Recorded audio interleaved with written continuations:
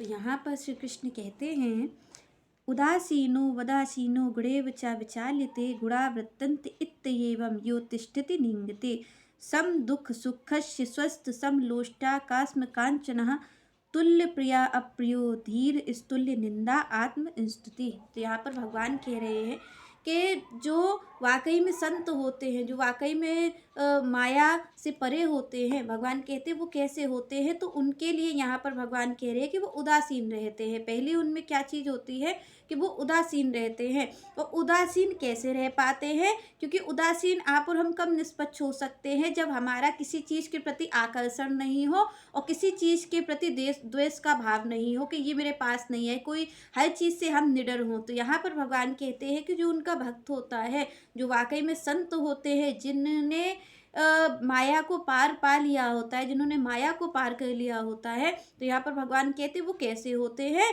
वो उदासीन होते हैं। वो उदासीन कैसे रह पाते हैं? क्योंकि वो ये जानते हैं कि ये जो गुण है प्रकृति के, यही गुण ही प्रकृति में प्रकृति के द्वारा ही ये सब रचा गया है और ये गुण ही प्रकृति में बरत रहे हैं। यहाँ पर सब कुछ माया के द्वारा रचित है, तो इसलिए उनको किसी चीज़ से फर्क ही नहीं पड़ता, क्योंकि वो जानते हैं कि ये सब कुछ माया द्वारा रचित है। इसमें मैं कुछ करूँ या ना करूँ, इससे कोई फर्क नहीं पड़ता है। ये तो जो भगवान ने रचा है वो तो होगा ही होगा। तो इसलिए वो उदासीन रहते हैं, वो किसी भी चीज़ में कार्य नहीं करते। तो यहाँ पर भगवान कहते हैं कि दूसरी बात क्या होती है कि उदासीन रहने के साथ साथ वो इस चीज़ को भी ध्यान रखते हैं कि ना तो उनके लिए सोने का बहुत मूल्य होता है। यहाँ पर भगवान ने कहा सोना चांदी और उनके लिए एक पत्थर एक समान ही है। तो यहाँ पर भगवान कहते हैं जिसने माया को पार कर लिया है, उसके सामने आप सोना चांदी रख दो या किसी एक पत्थर का ढेला रख दो, उसके लिए सब एक समान है। ना तो वो सोने के प्रति आकर्षित होने वाला है और ना पत्थर को ठोकर मारने वाला है। तो यहाँ पर भगवान कहते हैं उसे किसी चीज़ से कोई फर्क नहीं पड़ता है।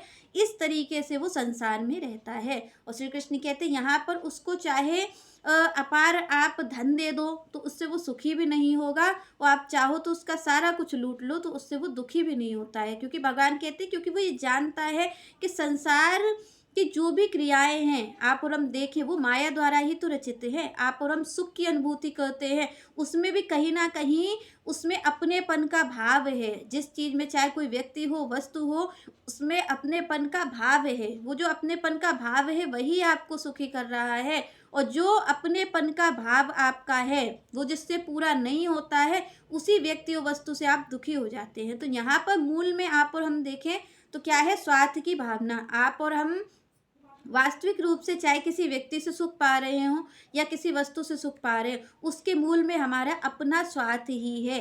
क्योंकि हम उससे सुख क्यों पा रहे हैं? क्योंकि हमें उससे लगाव है, हम उसको अपना समझते हैं, उस चीज़ में ही हमारी खुशी है। तो जब आप और हम भगवान को अपना समझते हैं, भगवान में, क्योंकि यहाँ पर आप और हम देखें तो जो ज्ञान मार्गी हैं, जो ज्ञान मार्ग लेते हैं, उनका क्या होता है कि काम क्रोध लोभ मोह, उन्हें क्या करना होता है? अपने मन बस में करना होता है। सब कुछ, काम को भी बस में करना है, लोभ मोह सारी चीज़ों को बस में करना होता है।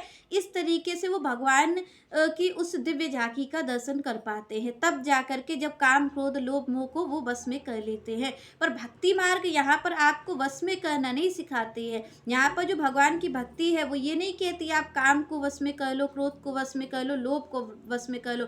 यहाँ पर आपको केवल केवल क्या करना है कि इन चीज़ों को मारना नहीं है, इन चीज़ों को मोड़ना है। भक्ति मोड़ना सिखाती है। भक्ति आपको जैसा है वैसा स्वीकार करती है। यहाँ पर ज्ञान मार्गी ज्ञानी की उसमें आप जाएंगे तो आपको वो चीज़ तो चाहिए ही होगी जो ज्ञान मार्ग में ज़रूरी है। वहाँ आपसे कहा जाएगा कि भाई आपको तो एंट्री तब मिलेगी जब आपने इतनी साधना तो की हो, इतना तप तो किया हो। पर भगवान का भक्ति मार्ग एक ऐसा है जो आपसे कुछ नहीं पूछता, कुछ नहीं आपसे पूछता कि आप पहले क्या करके आए हैं। यहाँ पर ज्ञानियों से तो पूछा जाता है भाई आप इतना तप करके आए हैं या नहीं, आपने इतनी साधना की है या नहीं, आपको ज्ञान कितना है। ये सारी चीज़ें तो ज्ञान मार्गियों से पूछी जाती है, तब उनको वो मार्ग दिया जाता है, तब वो उस मार्ग में चल सकते हैं। पर यहाँ पर भगवान की भक्ति एकमात्र ऐसी है जो जैसा है वैसा स्वीकार करती है। नहीं कहती कि आपने पिछला क्या किया है, वो केवल केवल आप जैसे हैं वैसा स्वीकार करती है। यहाँ पर भगवान ने नहीं कहा कि आप काम को वश में करो, आप क्रोध को वश में करो, लोभ को वश में करो। यहाँ पर भगवान ने स्पष्ट कह दिया कि निर्मल मन जन सो मोहे पावा और मोहे कपट छल छिद्र न भावा। यहाँ पर भगवान ने आपके पिछले कर्मों की बात नहीं की है। भगवान ने ये कहा है कि आप जैसे हैं बस वैसे सामने आ जाइए उनके, जैसे आप हैं, क्योंकि आप और हम बनावटी ज़्यादा हैं और बनावटी होने के कारण ही भगवान को कहना पड़ा कि मोहे कपट छल छिद्र न भावा, कि ये कपटी भाव आप त्याग दीजिए। जो संसार के सामने आप और हम दो चेहरे लेकर के रहते हैं कि हमारे मन में कुछ और चल रहा होता है, ऊपर हम कुछ और दिखा रहे होते हैं। तो भगवान ने कहा कि मन क्रम वचन से आप एक हो जाइए। यही है निर्मल होने की विधि, यही है संत की विशेषता कि वो एक होता है। वो मन से जो सोच रहा है वही उसके कर्म में, वही उसकी वाणी में है। तो यहाँ पर भगवान कहते हैं मन क्रम वचन,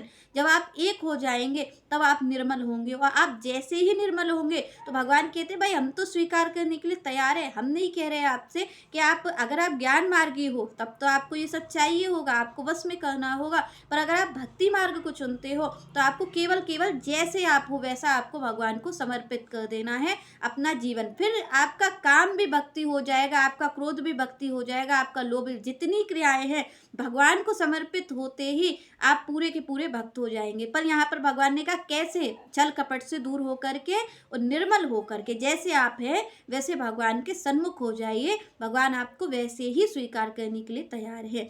चलिए नेक्स्ट चर्चा हम नेक्स्ट वीडियो में करेंगे। तब तक के लिए जय श्री राधे, जय श्री कृष्ण।